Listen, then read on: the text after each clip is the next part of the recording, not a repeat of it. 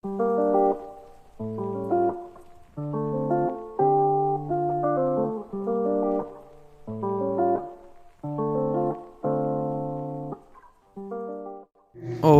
nos encontramos en el segundo capítulo del podcast de los influyentes y hoy vamos a hablar sobre fanatismo ocultista, aunque ahora la fórmula ha cambiado un poco más, puesto que ahora vamos a cambiar la química. Ahora cada uno va a dar uno de sus casos específicamente y va a hablar detalladamente de ellos y después vamos a dar una conclusión en conjunto todos acerca sobre de este fanatismo ocultista.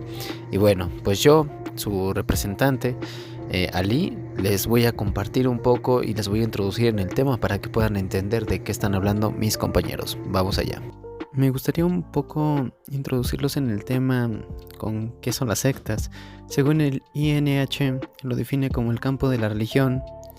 Describe un grupo cuyos miembros están organizados bajo un nombre y un conjunto de reglas comunes y comparten creencias y prácticas. También se conoce como confesión. Y ahora me gustaría citar a Pepe Rodríguez, periodista y asesor sobre sectas destructivas para gobiernos europeos. En su libro El poder de las sectas, define así el concepto. Una secta destructiva será todo aquel grupo que en su dinámica de capacitación y o adoctrinamiento utilice técnicas de persuasión coercitiva que propicien, que son las siguientes. Estas son las siguientes, que sería la destrucción de la personalidad previa al adepto o que la dañen severamente. El que por su dinámica habitual ocasione la destrucción total o severa de lazos afectivos y de comunicación afectiva del sectario con su entorno social habitual y consigo mismo. Y por último, el que su dinámica de funcionamiento le lleve a destruir o conculcar derechos jurídicos inalienables en un estado de derecho.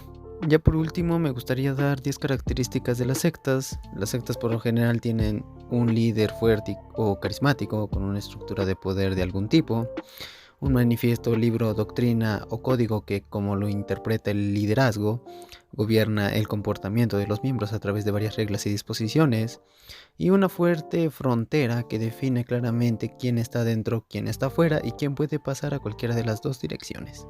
Los dirigentes exigen que sus órdenes sean ejecutadas sin la menor crítica, exigir una adhesión total del grupo y obligar, bajo presión psicológica, a romper todos los lazos sociales anteriores a la entrada al culto, padres, pareja, amigos, trabajo, estudios, etc. Vivir en comunidad cerrada o totalmente dependiente al grupo, suprimir las libertades individuales y el derecho a elegir, controlar la información que llega a sus adeptos manipulándolas a su conveniencia, utilizar técnicas psicológicas que sirven para anular voluntad y el razonamiento adepto, causándole en muchos casos alteraciones psíquicas graves, propugnar un rechazo total a la sociedad de sus instituciones, fuera de todos son enemigos para ellos, tener como actividad principal el proselitismo y la recaudación de dinero, obtener bajo coacción psicológica la entrega del patrimonio personal de los nuevos adeptos y de grandes sumas de dinero.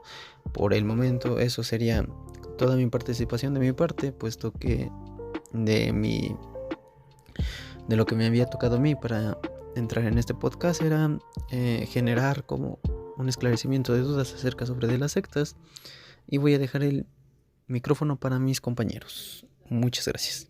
Ahora me gustaría a mí exponer el caso que traigo para este podcast. Para Steve Hassan, es un maestro en psicología por Cambridge College. Las sectas son un grupo de personas que usan técnicas psicológicas para manipular acciones y pensamientos. Estos realizan una especie de redirección de conducta al dividir a la comunidad, ya sea en sexo, edad o en utilidad. Estos van distorsionando y cambian la información que proviene del exterior, la manipulan a como el grupo se deje manipular y evitan que sus miembros tengan el tiempo suficiente o libre para que puedan reflexionar de manera personal, y esto con el fin de poder controlar las ideas individuales y convertirlas en creencias dogmáticas.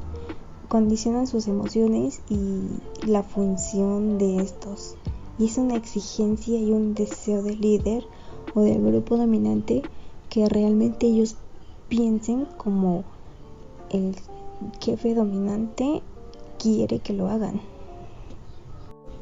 Un claro ejemplo de este tipo de sectas que muchos hemos escuchado o muchos conocemos o todos alguna vez en la vida hemos llegado a ver incluso en la televisión es la famosa Iglesia Universal del Reino de Dios, o mejor conocida como Pare de Sufrir. Esta se fundó en 1977 en Brasil. Fue exiliada de su lugar de origen debido a que tuvo problemas relacionados con abuso de poder y llegó al Estado de México en 1981 más o menos, bajo el famoso lema que ya todos hemos escuchado, que es Pare de Sufrir. Este es un fundamento a la prosperidad. Reclama bendiciones de prosperidad de un Dios todopoderoso, dueño de todo, y toda la plata o el dinero es para ellos. Para ellos el diezmo es la única demostración de clara fe hacia el Señor. Y esta secta fue fundada por Edir Macedo. En la Ciudad de México existen como varios centros de fe en donde se llevan a cabo reuniones que se caracterizan por unos generosos donativos económicos que llegan de manos de los fieles que asisten a estas reuniones, y pues ellos dan dinero y a cambio reciben supuestas bendiciones, alivios de penas, sufrimientos. Todo esto mágicamente se les quita dando el diezmo. Otro caso muy famoso o muy sonado, pero aquí en México, es el de Fernandito, o mejor conocido como el niño al que su mamá le sacó los ojos para evitar el fin del mundo. Todo esto ocurrió en 2012. Todo esto ocurrió en el Estado de México. Fernandito tenía 5 años cuando perdió la vista total y por poco la vida, luego de que su madre, María del Carmen Ríos, le sacara los ojos, supuestamente para evitar el fin del mundo. Los vecinos cuentan, o hay como una frase muy peculiar que entre ellos se dicen que es: Fernando gritó, su hermano corrió y la policía llegó. Y los mismos vecinos cuentan que los cantos y los rezos se hacían cada vez más intensos y entre ellos resaltaban los gritos del niño, lo que por supuesto alarmó a toda la cuadra. Y posteriormente a esto, un joven de aproximadamente 17 años, que es el hermano de Fernandito, salió corriendo de la casa gritando de manera desesperada, pidiendo auxilio, diciendo que estaban matando al niño. María del Carmen arrancó los ojos de Fernando porque no los cerró para seguir orando. Entre ella y su hermana atacaron a Fernandito luego de estar orando. Según ellas señalan que fue para evitar el fin del mundo. Tenían creencias de que ocurriría ese mismo día, puesto que entre sueños Dios les dijo que acabaría con el mundo con un terrible terremoto.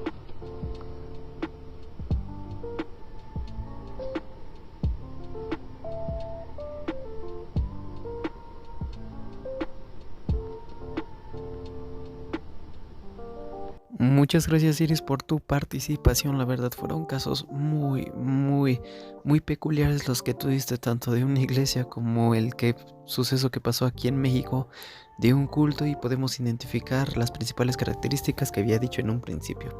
Ahora me gustaría pasar con mi compañera Amirani. Un gusto. El mío es la famosa secta de los narcos satánicos.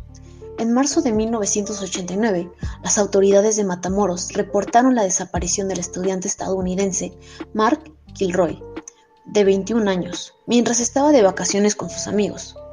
A pesar de los esfuerzos de la justicia mexicana y de las autoridades de Estados Unidos, como el FBI, no se pudo dar con el paradero del joven, hasta que el 9 de abril de 1989 se detuvo a David Serna, en una carretera de Tamaulipas. Serna había evadido un puesto de revisión del ejército al manejar con marihuana y un arma de fuego, pero fue detenido metros adelante. Una vez aprendido, aseguró que él era inmune a la acción de la policía, por los poderes que Constanzo le había otorgado. Tras un interrogatorio, Serna les dio la ubicación del rancho de Santa Elena, sede del grupo y donde las autoridades encontraron los restos de 13 personas, incluidos Kilroy, quien había sido amarrado de pies y manos y sumergido en una tina con agua hirviendo. Según el testimonio del velador, en el lugar, la policía encontró un cuarto con un altar y lleno de cabezas de animales, aguardiente y manchas de sangre. Asimismo localizaron un caldero donde yacían mezclados con sangre restos de las víctimas torturadas y de animales. Según los detenidos, ellos habrían bebido ese brebaje para obtener poderes.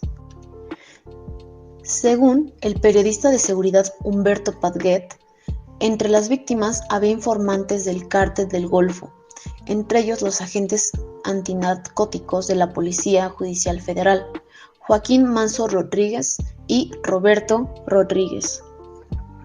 Adolfo de Jesús Constanzo nació el 1 de noviembre de 1962. Para los miembros de su culto era conocido como el Padrino, pero para el resto del mundo sería identificado como un narcotraficante, asesino serial y el líder de un culto bautizado como los narcosatánicos por la prensa. Constanzo fue bautizado por la religión católica y laboró como un monaguillo, pero también acompañó a su madre a viajes a Haití para aprender sobre el vudú haitiano. Constanzo convenció a sus seguidores de que al tomar una bebida o pócima de un caldo con partes humanas podrían ser invisibles e invencibles. Una de las víctimas fue el estudiante Mark Kilroy en las afueras de un bar en Matamoros, Tamaulipas, y lo llevaron al rancho. El joven se encontraba en un spring break, que en español sería vacaciones de primavera. Él murió en las manos del padrino, de una forma cruel. Autoridades mexicanas declararon que Kilroy fue asesinado con el corte de un machete en la parte trasera del cuello mientras intentaba escapar, 12 horas después de haber sido llevado al rancho, de acuerdo con The New York Times. Durante esa noche, antes de su muerte, fue torturado y violado. Le quitaron su cerebro y lo hirvieron en una olla. Sus asesinos después le insertaron un cable en su columna vertebral para jalar los huesos. Una vez que su cuerpo estuviera descompuesto, le amputaron las piernas hasta las rodillas y lo sepultaron en el rancho junto con los otros que habían sido asesinados antes que él. La búsqueda de Kilroy comenzó como cualquier rutina de personas desaparecidas. Autoridades estadounidenses y mexicanas pensaban que era un joven que aparecería un par de días después de la fiesta. Pero lamentablemente no fue así. Y a Mayrani tocando uno de los temas más controversiales de México en cuestión de sectas, que pues era un culto satánico de los narcosatánicos que hacían tantas cosas para según tener poderes. Igualmente podemos ver en las características cómo les hacen un lavado de cerebro para decirles que son omnipotentes y son mejores y los aíslan de todas redes sociales. Y ahora pues me gustaría pasar con nuestro último participante, que sería Osvaldo, y con él empezaríamos las conclusiones. Wow, vaya, están muy interesantes estos casos, pero yo traigo uno muy interesante de igual forma, justamente como los dos anteriores. El mío se llama La Nueva Luz de Dios.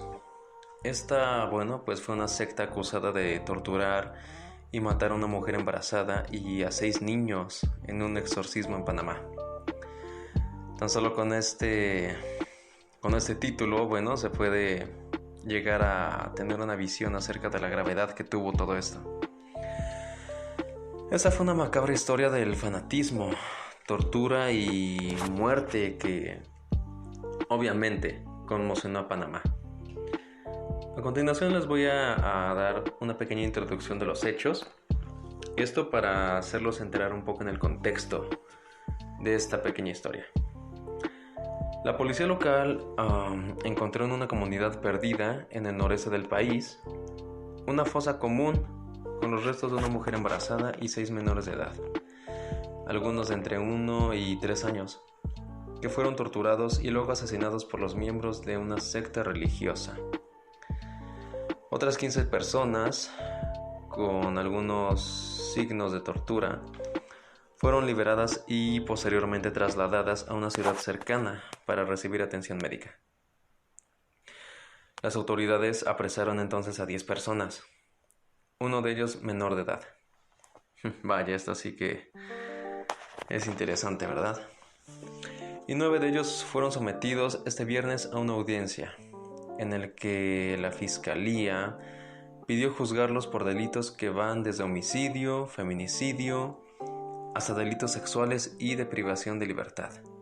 Vaya, pocos cargos, ¿no es así? Los acusados, según informó la prensa local, fueron señalados de pertenecer a una secta evangélica, casi desconocida, aunque bueno, sí se mostraba su título, La Nueva Luz de Dios, cuyo único rastro público era una página en Facebook, que desapareció poco después de los sucesos del día miércoles, día que se llevó a cabo la investigación. Esto se llevó a cabo en el año 2020, por si se lo preguntaban. Ahora, como tal, les presentaré los hechos, justamente lo que pasó, y esto viene acerca de unos reportes, pues esto lo relató un hombre con apellido Muñoz, quien estuvo a cargo del caso. El primer reporte sobre lo que sucedía lo tuvieron el día domingo de dicha fecha, cuando 3 personas se presentaron en un hospital de la ciudad de Santiago de Veraguas. Me parece que está localizada en el centro, con signos de quemaduras, golpes y otras marcas de violencia en sus cuerpos. Diablos, sí que los hicieron sufrir.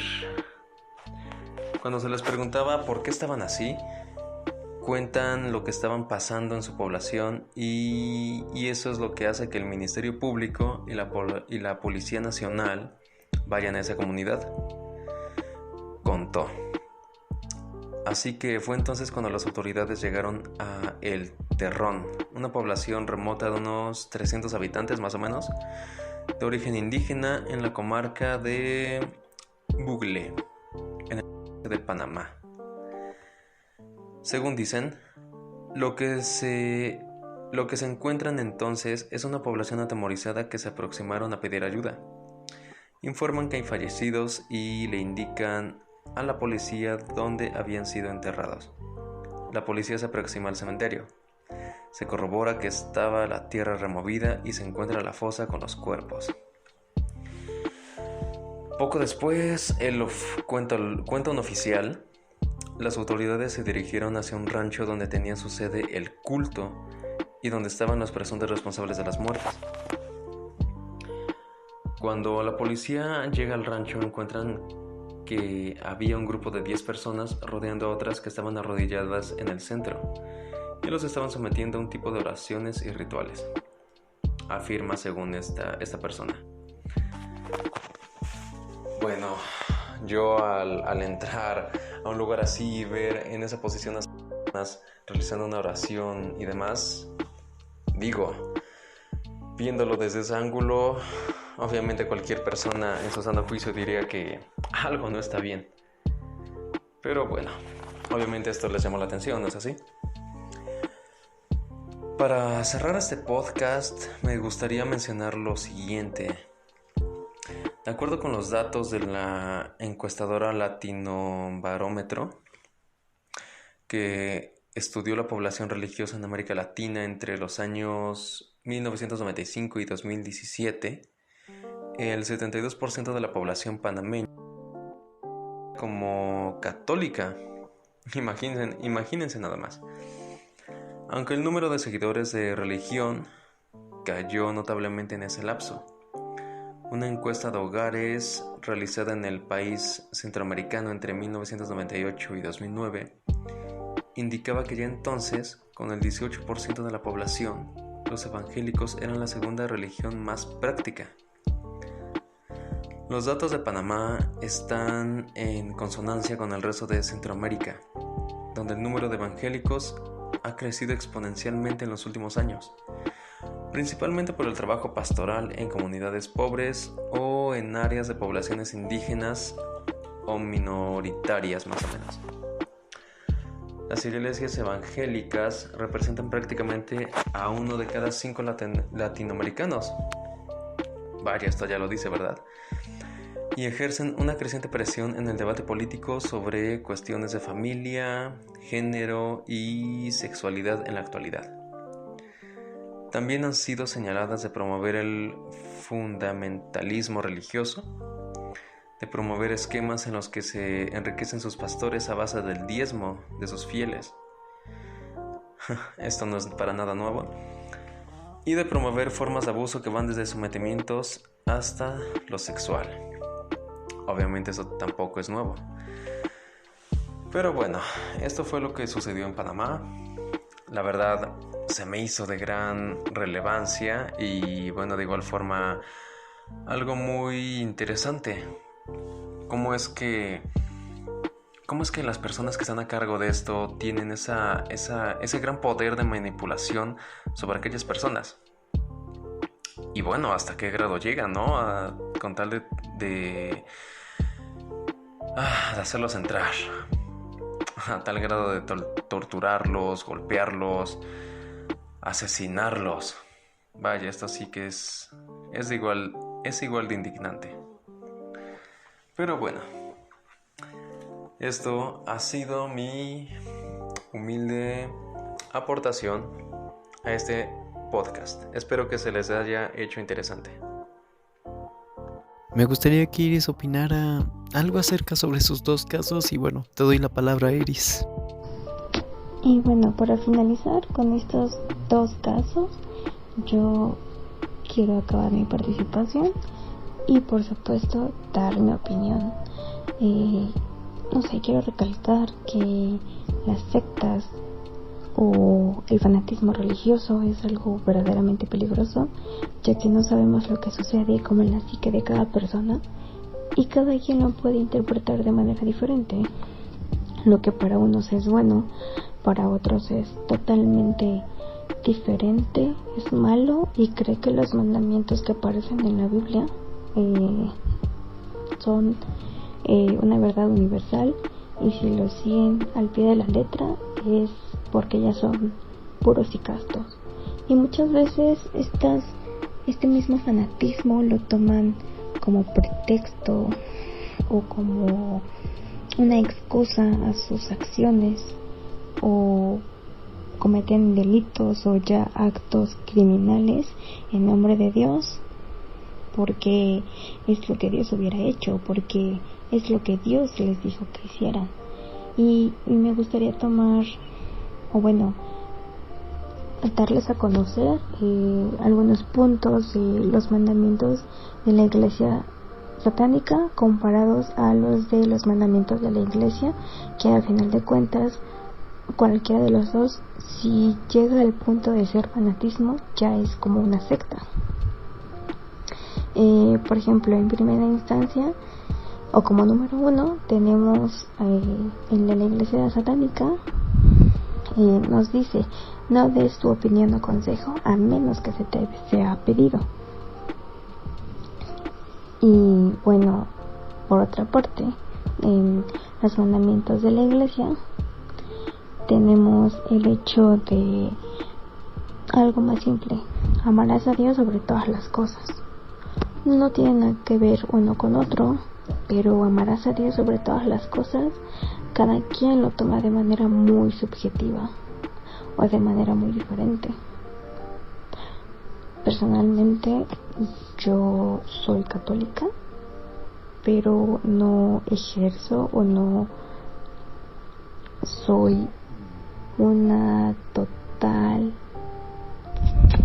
devota a la religión. Sin embargo, pienso que hay cosas que están bien y que están mal. Cada quien tiene el libre derecho de estar dentro de la secta o de la religión que mejor le parezca, pero si hay algo que no te cuadra, que no te gusta, que dices, no, esto no es para mí, simplemente lo dejas.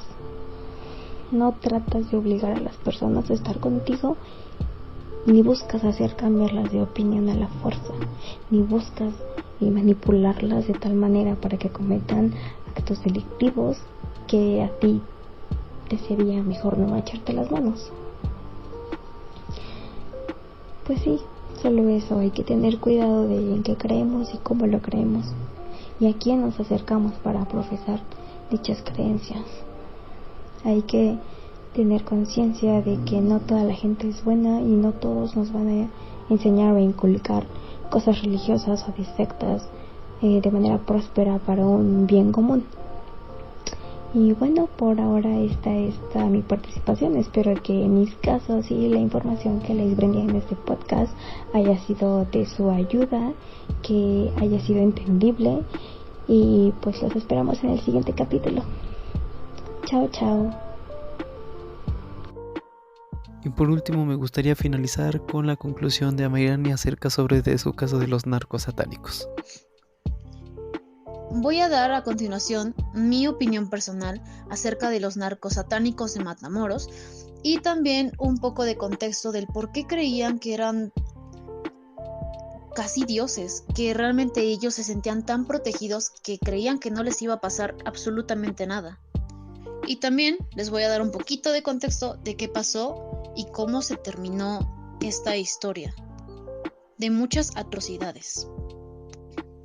En primer punto, es bastante triste que los padres en sí y su tío que tuvieron que mover palancas e influencias para que pudieran tratar de buscar un poco más la policía a Mark, porque realmente le estaban dando excusas sobre, por ejemplo, de que se había ido con una mujer, que al rato regresaba, que seguramente se fue a tener relaciones con cualquier persona y obviamente nadie sabía nada de él, pero sus papás realmente confiaban en que eso no había pasado. Pero bueno, pasando en el aspecto de los narcos satánicos, ellos creían que eran poderosos, pero en una ideología más en el ámbito de que nada iba a pasarles, que nadie les podía detener ni que nada los podía matar. Como por ejemplo, ellos creían que las balas no les iban a pasar, que la policía ni siquiera los iba a identificar, se sentían literalmente, como la palabra lo dice, invisibles. Pero para entender un poquito más acerca de este contexto del por qué creían de verdad que esto era tan real, tenemos que entender un poquito las creencias que tenía Adolfo Constanzo.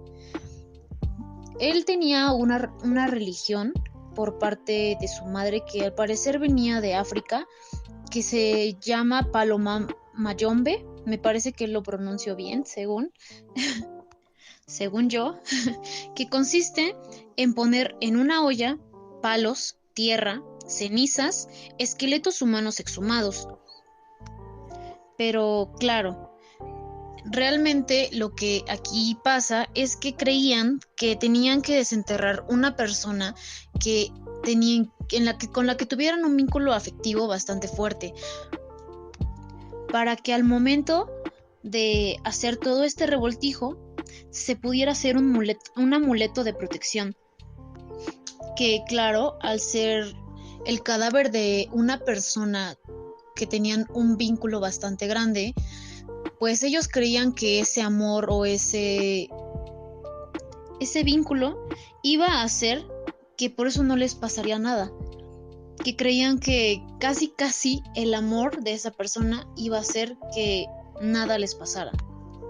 Realmente no era como tal una religión satánica, porque no lo era. Solo que después esa creencia se combinó con pensamientos que él tenía, creyendo, por ejemplo, que si mataba a alguien que todavía estaba vivo y que realmente no había hecho nada malo, que no había matado, que no la debía ni la temía, pues iba a ser mayor el poder que les iba a generar a ellos, ya que él creía que los gritos agonizantes haría que el poder fuera aún más grande y que les brindaría en las palabras literales, poderes. Por cualquier tipo de coincidencia, las cosas comenzaron a marchar bien, trabajando como un chamán lo comenzaban a buscar las celebridades famosas, narcotraficantes, justamente para que les hiciera este tipo de brebajes y también este tipo de protección. Adolfo realmente lo que hizo fue hacer un revoltijo de creencias, pensando que la persona que había matado, que al ser más inocente, iba a tener aún más poderes. Por eso comenzaban a secuestrar personas que realmente no tenían nada que ver, como en el caso de Mark. A pesar de que los narcotraficantes tenían una sola regla, que era no matar a un extranjero, porque claramente las cosas comenzarían a salir mal, ya que comenzaría una investigación aún más mayor. Pero lo hicieron porque justamente creían que al ser extranjero, este tendría un cerebro más grande y desarrollado. Es decir, que el enganga, como se llamaba a ese ritual, creían que por eso iban a ser más poderosos, casi al punto de llegar a ser un dios. Lamentablemente, cuando se hicieron varias investigaciones, encontraron engangas que se hacían con niños, bebés, y los policías en la entrada del rancho de Santa Elena colgaban lo que eran las columnas de las víctimas para que al sol se secara la sangre, la carne, y para después poder hacer un collar especial que los miembros de mayor rango iban a aportar, mientras que los huesos más chiquitos eran de una menor categoría. Entonces, mientras más grande era el hueso de la columna, más podría decirse que tenían una categoría más alta.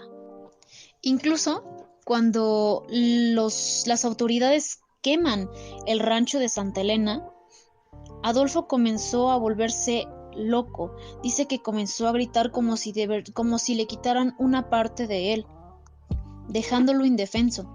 Y en este momento, su mano derecha, que era Sara Aldrete, una de las principales líderes, cuando vieron que las personas y que las autoridades comenzaban a llegar cada vez más cerca a ellos, de la desesperación, literalmente se asomaron por la ventana del edificio en el que estaban escondidos y comenzaron a lanzar dinero para que la gente se comenzara a dispersar en ese punto, en la entrada donde estaban las autoridades, para poderles dar más tiempo de poder pensar en un plan.